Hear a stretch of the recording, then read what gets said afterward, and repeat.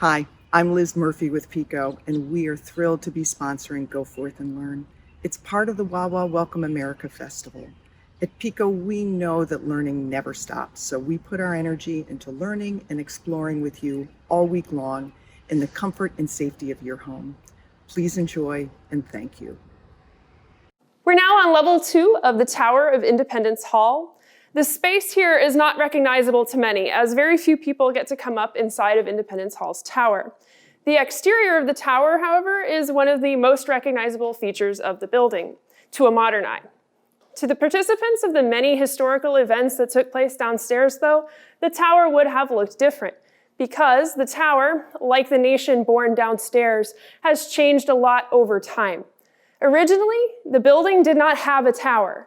In fact, construction on the tower began about 20 years after construction had begun on the rest of the building. The tower is added probably for practical purposes. The tower gave the building space for a large interior staircase, as well as a place to put a bell.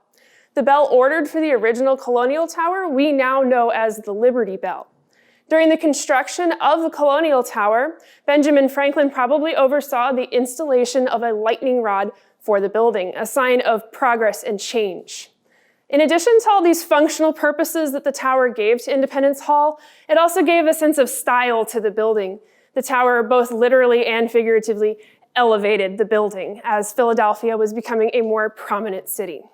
However, like the relationship between the colonies and Great Britain, the tower began to deteriorate. By 1781, as the American Revolution was wrapping up, the top half of the bell tower, the wooden portion, would be removed, and they left the bottom half, the brick portion, intact. And that's where I'm actually standing right now, in the brick portion. It still survives to this day, all the way from the 1750s. A roof will be added over the top of the brick portion and a finial, and that is what the members of the Constitutional Convention would have seen when they met in this building in 1787.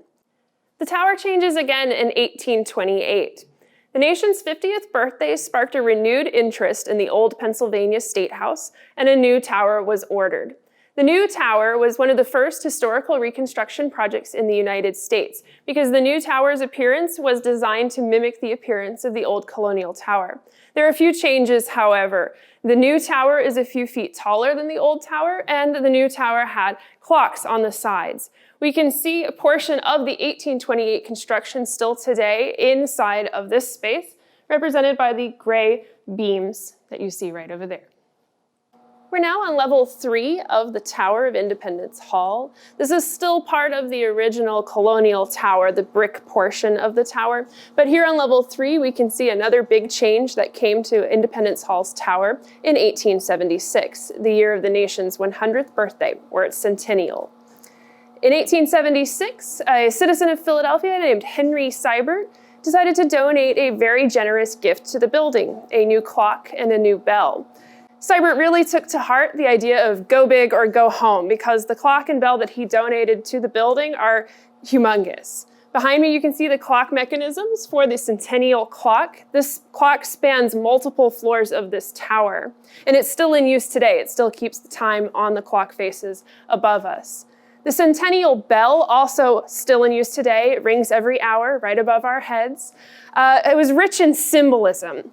The Centennial Bell, when it was made in 1876, was often referred to in newspapers as the New Liberty Bell, because like the old Liberty Bell, it also bears an inscription from Leviticus, "Proclaim liberty throughout all the land unto all the inhabitants thereof." However, that's really where the similarities between the Centennial Bell and the Liberty Bell end. The Centennial Bell is nearly 7 times the size of the Liberty Bell.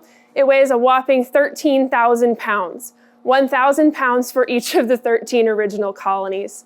Symbolism doesn't really end there with that bell, though, because included in the bell's composition is 100 pounds each of 4 different cannons. A British and American cannon used during the American Revolution at the Battle of Saratoga, and a Union and Confederate cannon used at the Battle of Gettysburg during the Civil War.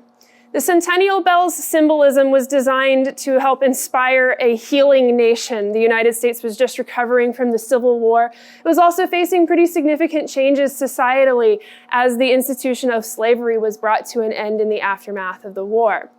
The Centennial Bell rang for the very first time at midnight on July 4th, 1876, to the cheers of a large crowd that had gathered below. Later that day, the ceremonies continued. There was a ceremonial reading of the Declaration of Independence, which attracted a huge crowd as well. Many VIPs came to attend. The Declaration of Independence was read by a descendant of Richard Henry Lee, who had originally proposed the Independence Resolution in the Continental Congress in 1776. His descendant, also named Richard Henry Lee, read aloud from the original engrossed Declaration of Independence, which was brought back to Philadelphia from Washington, D.C. for the occasion. After the reading of the Declaration of Independence, the ceremony was interrupted. The National Women's Suffrage Association, led by Elizabeth Cady Stanton and Susan B. Anthony, had earlier requested permission to read out loud at the ceremony a new document they had written called the Declaration of Rights of the Women of the United States.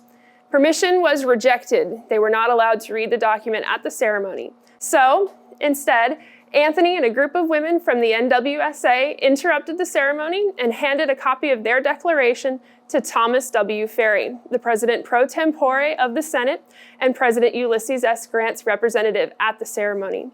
Handing over their declaration, they then left the back of the building and moved around to the front of the building, where they found a crowd, and Anthony read the document out loud to the crowd in front of Independence Hall. This event tied the cause of women's suffrage to the history of the nation. Anthony intended for her actions to inspire and energize the women's suffrage movement, which in the years after the Civil War had begun to slow down. Despite this, the fight dragged on into the 20th century. And once again, the women's suffrage movement looked to Independence Square for inspiration. They decided to create a new symbol for their movement, a bell, modeled after the Liberty Bell. The new bell, which was called the Women's Liberty Bell or the Justice Bell, bore the same inscription shared by the Liberty Bell and the Centennial Bell: proclaim liberty throughout all the land unto all the inhabitants thereof. The Women's Liberty Bell or the Justice Bell, however, was not allowed to ring until women in the United States were granted the right to vote. In 1920, here on Independence Square, the Justice Bell rang out, celebrating the passage of the 19th Amendment, which granted women in the United States the right to vote. Today, we celebrate July 4th and commemorate the centennial of the 19th Amendment. Independence Hall, though changed over the years, still graces the city of Philadelphia, and we still are able to see and hear these three Liberty Bells that remind us of the promise to bring liberty to all.